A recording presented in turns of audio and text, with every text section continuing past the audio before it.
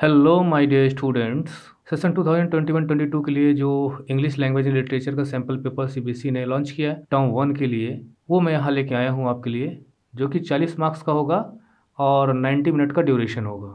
इसमें जो दिया गया है ना, all questions carry equal marks, ये रॉन्ग है। कुछ प्रिंटिंग मिस्टेक या जो कुछ भी हो, क्योंकि इसमें जब मार्क्स काउंट किए गए तो ज़्यादा निकल रहे थे 40 से। और बाद में सीबीएसई ने ये करेक्शन के लिए अलग से एक नोटिस जारी की थी। और इसमें 3 सेक्शन है। Section A reading, section be writing and grammar, और सेक्शन सी आपका लिटरेचर का होगा। मैंने पेपर देखा है, बहुत ही इंटरेस्टिंग है, लेकिन हाँ काफ़ी कंफ्यूजिंग भी है जो ऑप्शंस दिए गए हैं। तो जो रीडिंग वाला है उसमें आपको 18 क्वेश्चंस दिए गए हैं, जिसमें से आपको 14 अटेम्प्ट करने हैं, मतलब अटेम्प्ट करने हैं आपको 14। इसमें 12 क्वेश्चंस दिए गए हैं, जिसमें से आपको सिर्फ 10 क्वेश्चंस अटेम्प्ट करने हैं। चॉइसेस अच्छी खासी दी गई हैं। इसमें 30 क्वेश्चंस दिए गए हैं, जिसमें से आपको 20 क्वेश्चंस अटेम्प्ट करने हैं। सो पेपर इसी तरह से आएगा आपका, इसी पैटर्न पे, और कोई नेगेटिव मार्किंग नहीं है। तो इसमें जो रीडिंग सेक्शन दिया है, मैं इसे यहाँ कवर नहीं कर रहा हूँ क्योंकि it will take a lot of time. और इसके जो भी आंसर्स हैं, मार्किंग स्कीम है, वो सब आपको वीडियो डिस्क्रिप्शन में लिंक मिल जाएगा। अगर आपने डाउनलोड नहीं किया है तो आप कर लीजिएगा। मैं सीधा आ रहा हूँ यहाँ पे। जो इसका सेकंड सेक्शन है, वो सेक्शन है ग्रामर, और इसमें एनी 5 क्वेश्चंस आपको 6 में से अटेम्प्ट करने हैं, और जो ऑप्शंस दिए गए हैं उसी में से आपको चुनाव करना है। तो देखिए, the hospital board clearly mention that you, मतलब हॉस्पिटल बोर्ड में ये मेंशन किया हुआ है साफ साफ, smoke in the hospital as it is a health hazard for all. तो वो सेहत के लिए नुकसानदायक है। तो यहाँ पर आपको can not, must not, need not, might not, ये मॉडल वर्ब्स हैं, आपको इसमें से कोई एक भरनी है। तो देखिए, यहाँ पे जो सबसे सुटेबल ऑप्शन है वो है मस्ट नॉट का। So this should be the answer, क्योंकि अगर हम कैन नॉट लगाते हैं तो ये बहुत ही ज़्यादा अथॉरिटेटिव हो जाएगा। नीड नॉट में कोई सेंस ही नहीं निकल रहा है यहाँ पर, और माइट नॉट में भी कोई सेंस नहीं निकल रहा। मतलब यहाँ पे ज़्यादा ऑप्शंस मिल रहे हैं कि हाँ कर भी सकता है, नहीं भी कर सकता, लेकिन मस्ट नॉट में एकदम क्लियरली फॉरबिडन है कि तुम्हें नहीं करना चाहिए। इसके बाद देयर इज़ नेवर, मतलब कभी भी नहीं, petrol left after Rahul uses the car. इसको थोड़ा सा मैं ऊपर कर लूँ, हाँ।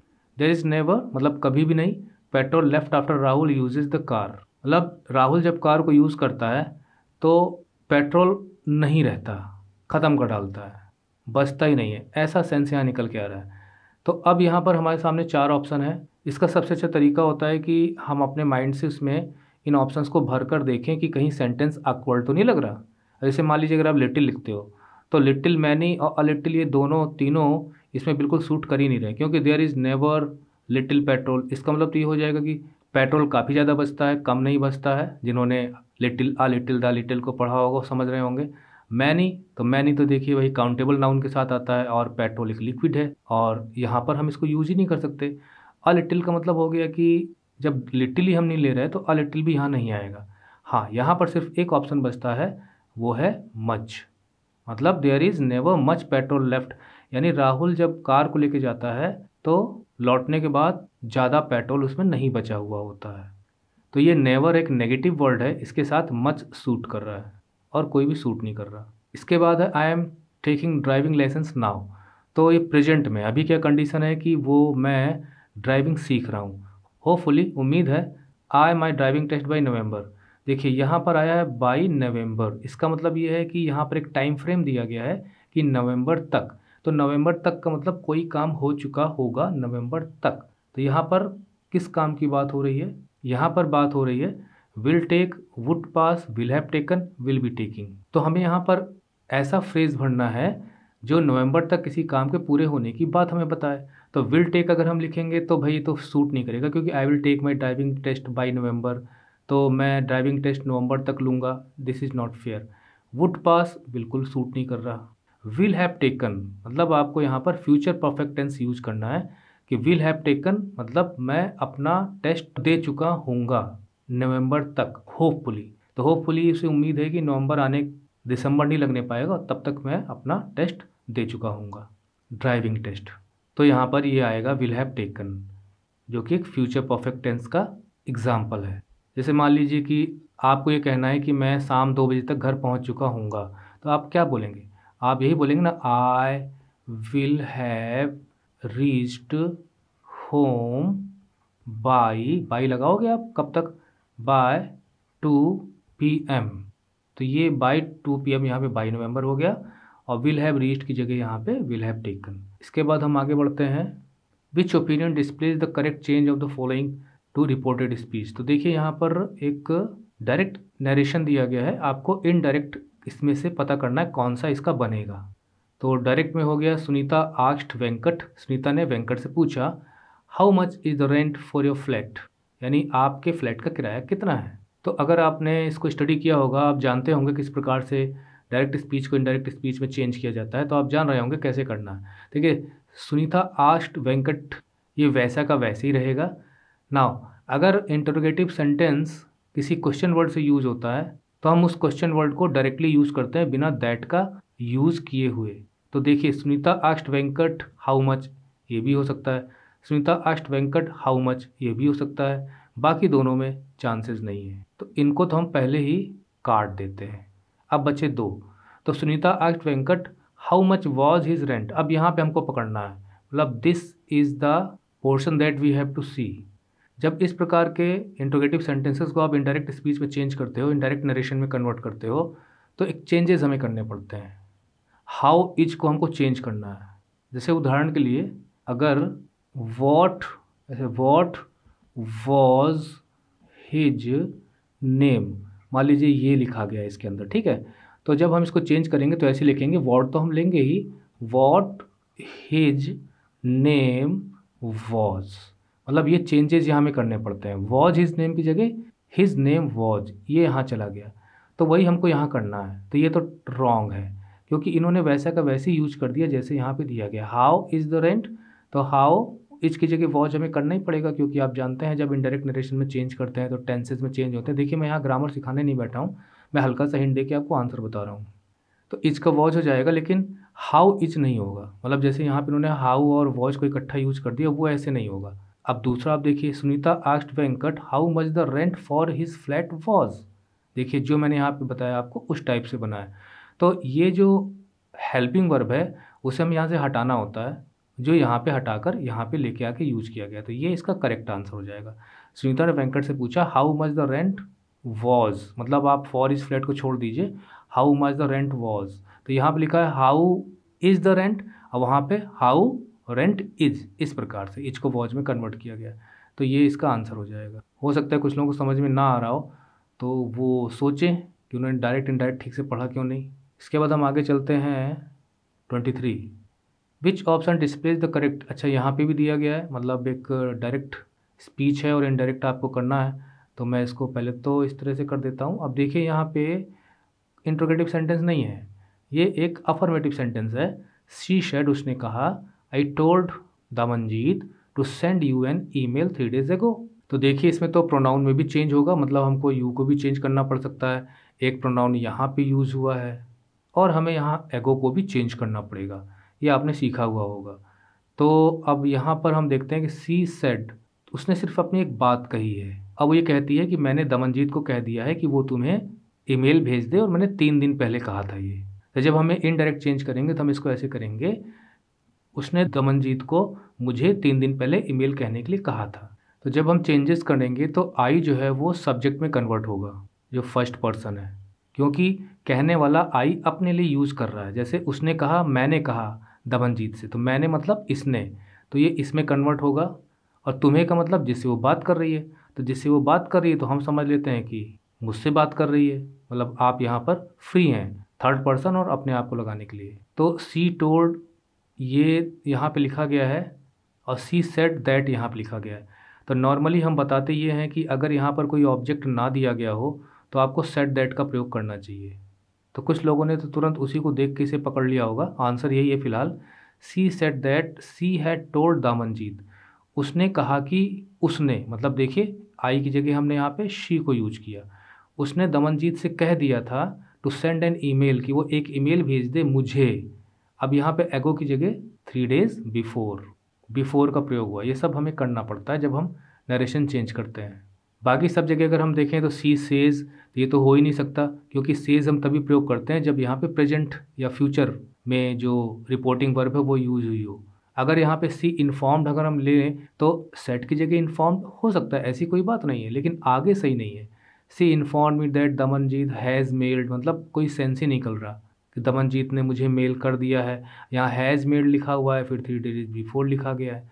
यहाँ पे सी told that Damanjeet had meld you, अब यू कहाँ से आ जाएगा यहाँ पे? यहाँ पे प्रोनाउन चेंज होगा। तो जो लोग अच्छे ढंग से जानते हैं डायरेक्ट इनडायरेक्ट, उन्हें पता चल गया होगा कि दिस इज़ द आंसर।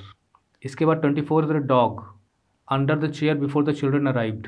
तो बिफोर द चिल्ड्रन अराइव्ड ये आपका पास्ट परफेक्ट टेंस है, जिसमें दो काम हो रहे हैं। मतलब एक तो डॉग के छुपने की बात हो रही है और बच्चों के आने की बात हो रही है। मतलब डॉग यहाँ पे हाइड करेगा और चिल्ड्रन के आने की बात हो रही है। तो इसमें हमें करना क्या होता है कि एक जगह तो हमें पास्ट टेंस का यूज़ करना पड़ता है, जो हमने यहाँ कर लिया सिंपल पास्ट, और एक जगह हमें पास्ट परफेक्ट का यूज़ करना पड़ता है, यानी कि हैड हिडन। ये इसका आंसर है। The dog had hidden under the chair, मतलब the dog had hidden under the chair, dog chair के पीछे छुप चुका था बच्चों के आने से पहले। आपकी लैंग्वेज स्किल अच्छी होगी तो आप समझ पाओगे, नहीं तो प्रॉब्लम है। इसके बाद हम आते हैं यहाँ राइटिंग सेक्शन में। तो राइटिंग सेक्शन में भी आपको 5 अटेम्प्ट करने हैं। You are Devshree a resident of Siliguri Assam. जो इन्फॉर्मेशन दी होती है हमें वो इन्फॉर्मेशन यूज़ करनी होती है। तो एक तो हो गया देवश्री, एक हो गया resident of Siliguri Assam. You have to write a letter to the editor. Letter किसको लिखना है? एडिटर को लिखना है, ठीक है। और ड्राइंग अटेंशन टुवर्ड क्या प्रॉब्लम है? Difficulty faced by differently abled people. Differently abled people का मतलब होता है कि जो नॉर्मली फिजिकली कैपेबल नहीं है, हम ये मान सकते हैं कहीं ना कहीं उनके अंदर कोई नॉर्मल बिहेवियर में प्रॉब्लम है, चाहे वो फिजिकली हो चाहे मेंटली हो। तो यहाँ वो डिफ़िकल्टी जो इन लोगों को फेस करनी पड़ती है, खासकर टूरिस्ट प्लेसेस पे जहाँ पे टूरिस्ट आते हैं। तो अब हमें यहाँ पे चूँकि एमसीक्यू दिया गया है, select the option with relevant aspects that Devshree should select for this letter. तो अब लेटर लिखना है भाई। तो अब यहाँ पर हमें 25 में क्या क्या चीज़ें हमें उस लेटर में मेंशन करनी है। तो द न्यूज़पेपर्स नेम, ये तो हमें मेंशन करना है। Attached proof of the newspaper subscription, ओ ये नहीं करना है। देवश्रीज एड्रेस, हाँ ये तो करना है। फॉर्मल टोन होनी चाहिए क्योंकि हम यहाँ पे एक इनफॉर्मल लेटर नहीं लिख रहे हैं बल्कि एक फॉर्मल लेटर लिख रहे हैं। कौन सा लेटर लिख रहे हैं? ये फॉर्मल लेटर है। जो पर्सनल लेटर्स होते हैं, जब हम अपने फ्रेंड्स और रिलेटिव्स को लिखते हैं उनको छोड़कर बाकी सब फॉर्मल लेटर्स होते हैं। Expected date of the letters receipt, ये भी हमें नहीं लिखना है। तो हमारे पास ऑप्शन बचे ये वाला, ये वाला और ये वाला 1, 3, 4। तो देखिए 1, 3, 4 कहाँ दिया गया? यहाँ दिया गया। तो ये इसका आंसर हो जाएगा, ये वाला 1, 3, 4। तो इस तरह से आप बहुत ध्यान से सोचेंगे तो आपके आंसर्स रॉन्ग नहीं होंगे। इसके बाद select the appropriate subject for this letter. अब सब्जेक्ट में क्या लिखा जाएगा? Drawing attention toward differently abled people, ये भी हो सकता है। The differently abled neglected for misunderstood, ये तो नहीं ठीक लग रहा। Tourist places are an inconvenience to differently abled people, मतलब हेडिंग तो सब्जेक्ट तो दिया जा सकता है कुछ भी, लेकिन हमें मोस्ट अप्रोप्रिएट चुनना है। Inconvenience faced by the differently abled at tourist spot, this is the best. आपको भी लग रहा होगा कि हाँ ये सब्जेक्ट सबसे अच्छा रहेगा। जब हम लेटर लिखते हैं ना, सब कुछ पूरी खाना पूर्ति करने के बाद हमें सब्जेक्ट देना पड़ता है कि क्या लेटर की थीम है, किसके बारे में है। इनकन्वीनियंस मतलब परेशानियाँ जो डिफरेंटली एबल्ड लोगों को झेलनी पड़ती हैं, तो ये सबसे बेस्ट है। इसके बाद हम आते हैं 27। Which option should Devshree select to elaborate on the difficulties faced by the differently abled. अब वो क्या प्रॉब्लम यहाँ पे बताना चाहेगा। एलेबोरेट का मतलब होता है कि आप उसके बारे में कुछ ज़्यादा और इन्फॉर्मेशन दें। तो देखिए अब्सेंस ऑफ रैम्स, क्या क्या परेशानियाँ झेलनी पड़ती हैं। रैम्स क्या होती है ना, दरअसल रैम्स जो है बनाई जाती हैं कि उनमें जो मान लीजिए कोई व्हील चेयर है तो आसानी से चली जाए, सीढ़ी की जगह रैम्प बना दिए जाते हैं। Absence of ramps for wheel chairs, तो हाँ ये हो सकता है। अनक्लीन टॉयलेट्स, अब ये तो सिर्फ उनके लिए थोड़ी, ये तो हम लोग के लिए भी होता है, तो ये थोड़ा भटक गया। आगे अनसुटेबल विजिटिंग टाइमिंग्स ले सकते हैं कुछ प्रॉब्लम में। टूरिस्ट गाइड्स अनट्रेंड इन साइन लैंग्वेज, तो भाई इससे तो हमें भी प्रॉब्लम हो सकती है, खाली डिफरेंटली एबल्ड से क्या मतलब है। Lack of braille script tourist pamphlets, अब ये तो सिर्फ ब्लाइंड पीपल के लिए होती है। एनीवे यहाँ है अब्सेंस ऑफ रैम्स, हाँ ये तो है ही है। टूरिस्ट गाइड्स अनट्रेड इन साइन लैंग्वेज, मान लेते हैं कि भाई जो ब्लाइंड पीपल वो भी आएंगे उसी में, डिफरेंटली एबल्ड में, तो ये भी मान लेते हैं। Lack of braille script tourist pamphlets, तो यहाँ तो भैया तीनों मैच कर रहे हैं। यहाँ पे एक मैच कर रहा था, यहाँ पे ये दो मैच कर रहे थे, पर ये नहीं मैच कर रहा था। अनक्लीन टॉयलेट्स कोई मैच नहीं कर रहा। High tickets and unsuitable visiting times, ये तो बिल्कुल भी मैच नहीं कर रहे हैं। तो दिस इज़ योर आंसर। इसके बाद हम चलते हैं 28। Devashree share some suggestions in a letter, तो वो अपने लेटर में कुछ सजेशन देता है कि मतलब इस इनकन्वीनियंस को कैसे दूर किया जा सकता है। To address the issue, address the issue का मतलब ये होता है कि जो समस्या है उसके बारे में आप कुछ विचार करना चाहते हो, कुछ उस पर एक्शन लेना चाहते हो, कुछ सजेशन देना चाहते हो, उसके बारे में you want to talk. Select the option that helps her complete the suggestions appropriately, तो अब उसके लेटर को हमें कंप्लीट करना है। In my opinion the media can play a pivotal role, मतलब एक सेंट्रल रोल प्ले कर सकता है इन ट्रांसफॉर्मिंग पीपल्स, लोगों के जीवन को बदलने से रिलेटेड मुझे लगता है यहाँ पे होना चाहिए कुछ। ट्रांसफॉर्मिंग पीपल्स, यहाँ तो पढ़ना पड़ेगा beliefs and traditions, composing songs आए। तो बिलीव्स एंड ट्रेडिशन मतलब उनके विचार या उनकी परंपराएं, परसेप्शंस मतलब उनका नज़रिया, उनका एटीट्यूड, और प्रेफरेंसेस मतलब उनकी लाइकिंग डिसलाइकिंग, प्रोटेस्टिंग मतलब विरोध करना, इंटरेक्शंस मतलब आपस में आइडियाज़ या कुछ ऐसा एक्सचेंज करना, कीपिंग मिनिमम इंटरफेरेंस कम से कम दखल देना। तो पहले हम इसको पढ़ लें। In my opinion the media can play a pivotal role in transforming people's also against negligence to the needs of the differently abled. तो अगेंस्ट निग्लिजेंस का मतलब ये होता है कि जो हम अवॉइड करते हैं, ध्यान नहीं देते हैं, नज़रअंदाज कर देते हैं, उसके बारे में है। तो उसके खिलाफ यहाँ पे कुछ भरना है और यहाँ पर क्या बदलाव लाना है हमें वो भरना है। At the tourist spot shall go long way, मतलब long way in bringing about a positive change. तो आप ये जो दो चीज़ें यहाँ भरेंगे उससे फ़र्क ये पड़ेगा कि काफ़ी हेल्प मिलेगी एक पॉजिटिव चेंज लाने में लोगों के नज़रिए में, मतलब लोग अवॉइड ना करें। तो देखिए मुझे जो लगता है वो ये है कि परसेप्शंस एंड एटीट्यूड्स होना चाहिए यहाँ पे, और कॉशनिंग द अथॉरिटीज़।